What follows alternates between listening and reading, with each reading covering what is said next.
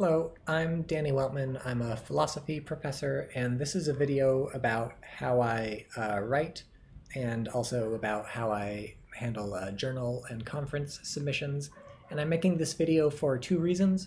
First, I've sort of tried all sorts of stuff, and I've finally settled on something that works really well for me, so it might be helpful to share it. And second, I've found other people's articles and videos about how they work helpful, and so again, I thought this might be helpful if I describe my process. So there's basically two main programs that I use for handling all of this stuff. I use Zotero for managing citations, and then I use Scrivener for pretty much everything else. This is Zotero. I'm not going to talk a lot about Zotero because there's all sorts of information on the internet, and it's a pretty commonly known program. The only interesting thing to mention about Zotero is how it interfaces with Scrivener for the citations, but I'm also not going to talk about that because I just do what this guy Daniel J. Vreeman does. He has this page using Scrivener for writing scientific papers, and it works just fine for philosophy papers too. So I'll put the link in the video description and you can go find out how that works. So that's Zotero.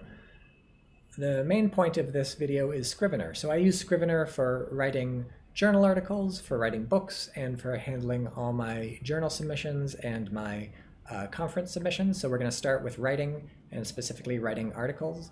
So the way Scrivener works is that it's divided up into projects. So each Scrivener window that you're seeing, this is like a project. And I have one project which contains every single journal article that I'm working on. Technically it doesn't because I still have the old Microsoft Word files from back when I was writing articles like that. But from now on, every journal article I write is going into this Scrivener project that you see here. So here on the left, we have sort of everything in the Scrivener project, and so there's a bunch of folders. Each folder is its own article. So when I work on an article, I make a folder for it in here, and then inside the folder, I have, for instance, the article itself. So I'm working on this article called The Shifting Boundary Problem. So here's the article. There's also usually something like a notes text here in the folder. So notes are things like quotes that I might want to cite, or reminders to myself about stuff in the article, or maybe parts I've cut out of the article that I want to keep just in case they're going back in, stuff like that. Sometimes I have articles nested under articles. So for instance, this shifting boundary problem thing I submitted to a roundtable, and the roundtable submission was sort of related to this, so that went sort of under here. So every journal article in progress goes over here, and this is nice for a few reasons. First, it helps me sort of see everything that I'm working on just in one easy centralized place. I can easily sort of move from working on one article to another article just by clicking on something and starting to type. So that's nice if, like me, you have a lot of irons in the fire, so to speak, and you want to keep track of what you're doing and where you're doing it. It makes it easy to sort of move things from one article to another, so maybe copying, pasting a citation or a reference or a quote or even a chunk of text from one article to another. Very simple, very straightforward. The way I do things is that the folders that are sort of open are usually the articles I'm working on right now, so it's very easy at a glance just to see, oh, what am I working on today? What am I going to wake up in the morning and start writing? And the nice thing about Scrivener is that it has an automatic backup system, and I have this configured so that my automatic Scrivener backup gets backed up to the internet automatically.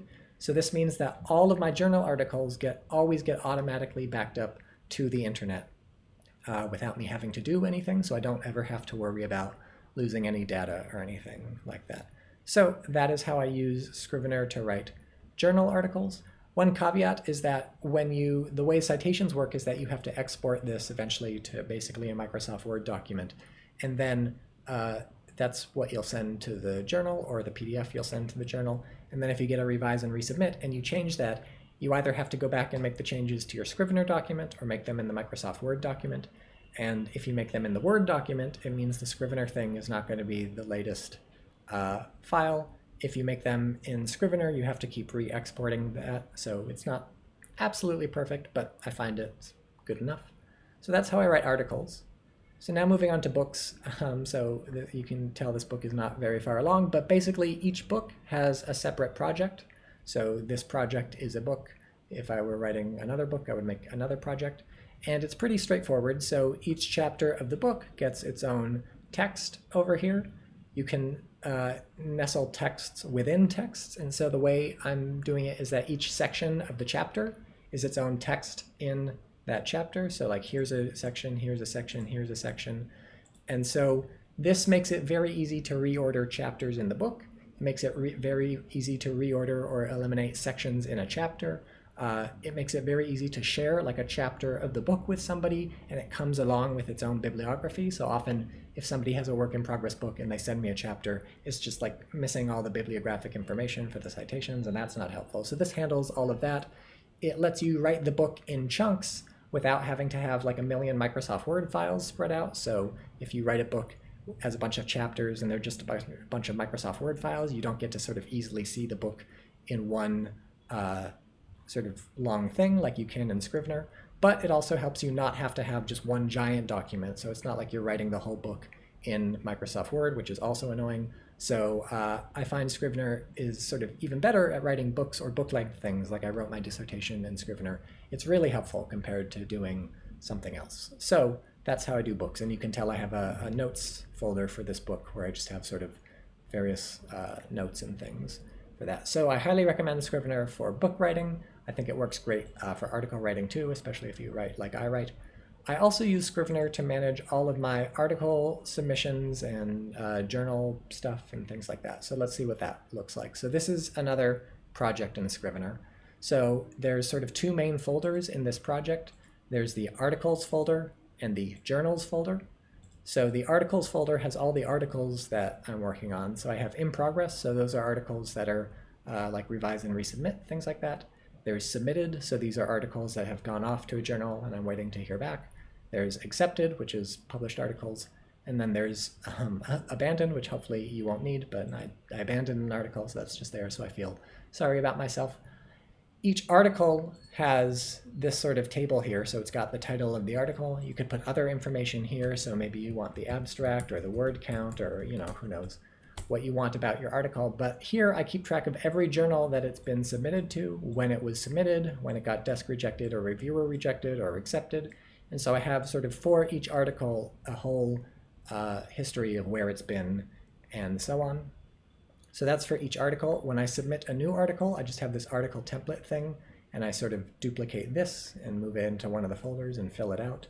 So that's articles. Similarly, in the journals folder, I have, so this is the journal template, for instance, and for each journal, I have like here, the journal name, the website. If it's hard to find the submission website for the journal, I often put that. If it's easy to find the submission website, I just put the main website for the journal. Here I have what the journal is sort of looking for. So this is basic like word count effectively. If they have an abstract, if they have an abstract requirement, I put that. Any other information you want to note about the journal, you could put here. If you're one of the people who sort of keeps track of how long journals take to get back, you could say like average response time, 6 years, stuff like that. And then I have here a full record of every article I've submitted to the journal, when I submitted it, when it got rejected, desk rejected, when it got reviewer rejected, when it got accepted, stuff like that. So for each journal, I have a full listing of everything I've ever sent to the journal and how long it took to get back to me. I have it divided into general and specialist journals. So here are all the specialist journals, here are all the generalist, I mean, not all of them, but here's the generalist and specialist journals I've kept track of. Similarly, I have this journal template for new things. So journal rankings, I don't really use that anymore, but that was sort of when I was starting out, so like the Leiter reports like has polls of people like, well, you know, what are the reputations of all these journals and stuff like that. And so that's where I put like all that information. I also had just like an internal ranking that I kept updated for a while. Now I don't. So that was helpful to have just like right here. So when I have this big list of journals and I'm trying to figure out where to submit, oh, I can go check the rankings. Again, that's largely deprecated now. So that's how I keep track of all my journal submissions. The annoying thing about this is that you have to do everything twice. So for instance, this article, when it gets, I don't know, desk rejected from Philosophy and Public Affairs, I have to write that down here in the article and also down in the Philosophy and Public Affairs journal entry. So if there's a better way to do that, I don't know, email me. But other than that, this is very helpful. I use this to keep track of conferences too. So here's my conference spreadsheet. It's kind of messed up because COVID screwed everything up, but like you can get the picture. So here's the name of the conference. Here's the submission deadline. Here's the website, like the submission info. Here's where it is. Here's the dates of the conference. Here's submitted. I write yes when I've submitted to the conference, otherwise it's just blank. And then for acceptance, I write when you're supposed to hear back, or when I get accepted, I write yes. If I get rejected, I just delete it from the table. And so then I highlight in yellow anything I get accepted to because now I have to get a hotel and stuff like that. So again, COVID means this chart is not up to date or anything, but that's the basic picture. I organize them by deadline, so like the earliest deadline at the top and the latest deadline at the bottom, and then I just wipe out the deadline once I've submitted and it doesn't matter anymore. And this is really helpful because then I have like every single conference just here in one place, and I can remember what I need to submit and when and stuff like that. I also use this for handling journal call for papers for special issues and stuff like this. This is empty right now because there's none of those, but when I get those, I put what is the issue of the journal, what's the deadline, where's the information about the call for papers, what am I going to submit, and then if I've submitted something, I just put yes, and probably I could actually delete that line because once I've submitted, I could wipe it off from the table, I'm now realizing. But yeah, so that keeps track of every single sort of journal and conference submission, and that's very helpful for me. So that's how I work. I find this much better than all the other things I've tried, Google Docs and Microsoft Word and LaTeX and blah, blah, blah. If I were a new graduate student starting from zero or at the beginning, there's two things, well, 1.5 things I would do differently. So one thing I would absolutely positively do differently is I would use some sort of PDF manager.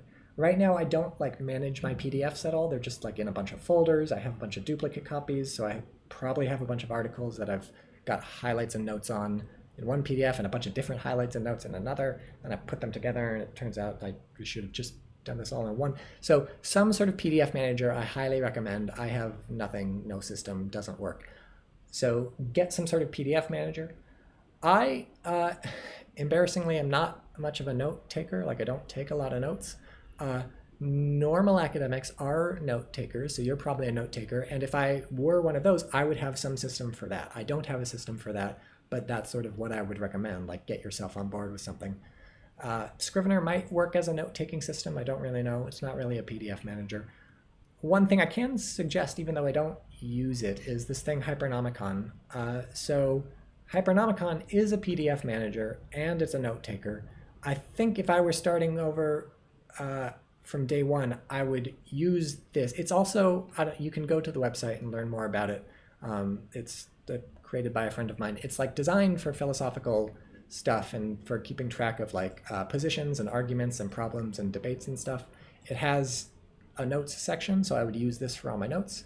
It has a works section, which is the PDF manager. I'd use that for all the PDFs.